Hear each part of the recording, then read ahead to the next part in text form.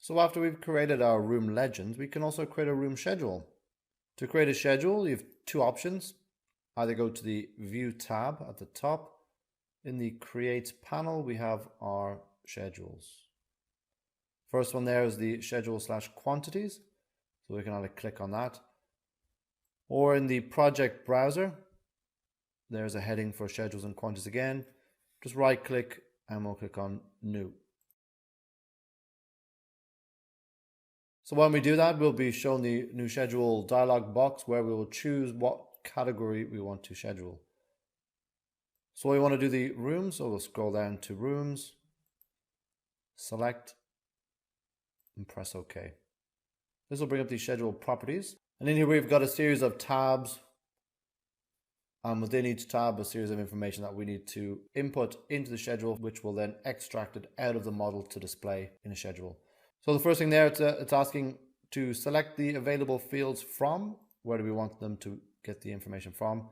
Whether it's the room information or the project information. Right now we wanted to extract from the room information, which we placed earlier on.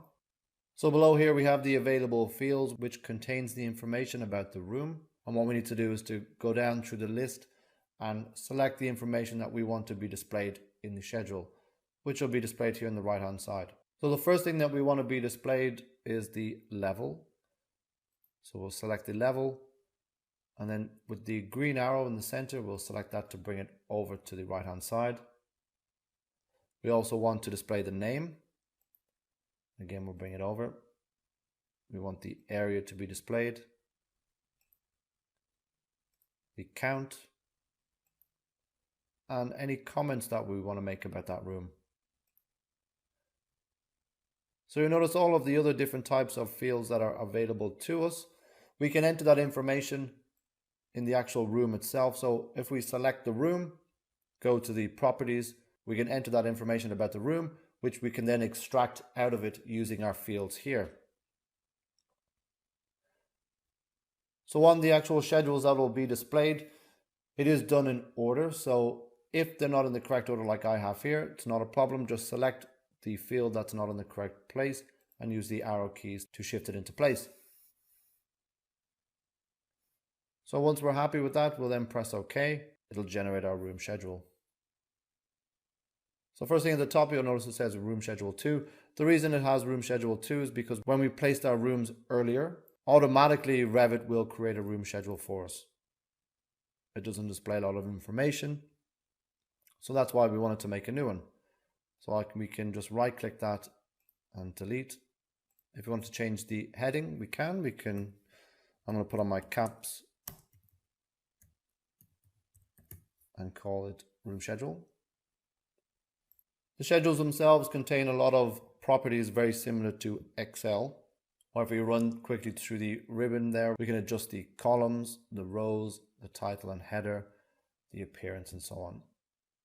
So we're going to be creating a couple of schedules, be it a room schedule, door schedule, and a window schedule. So with each one that we will create, it will be a little bit more advanced than the one before. So with this one, I'm going to leave all the information as it is. All that we're going to do is just change the actual appearance of the schedule itself. So first thing we're going to do is we're going to add a nice thick border to the header.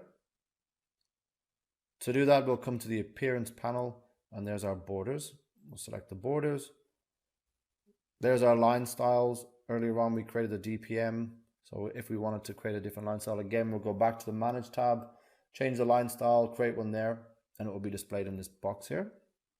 What I will do today is just use the wide lines and select outside. So wide lines and outside, and then press OK. And so you get a nice thick box around the outside. As well as selecting inside the cell, I'm going to add in some shading. I'll bring up my color box, choose the gray, and press OK. As well, I'm going to click on A and drag to the bottom corner there just to highlight all of the cells. Again, I'm going to go to border. For this one, I'm going to change it from thin lines to medium lines just to beef it up a little bit. Again, choosing outside and inside. And press OK. As well, We want to select B, C, D, and E, and we're going to change the alignment. So first we'll change the horizontal alignment to center. And as well, you have the option to change the vertical alignment to top, middle, and bottom. So just leave that as is. So that there is the first schedule we've created. That's our room schedule.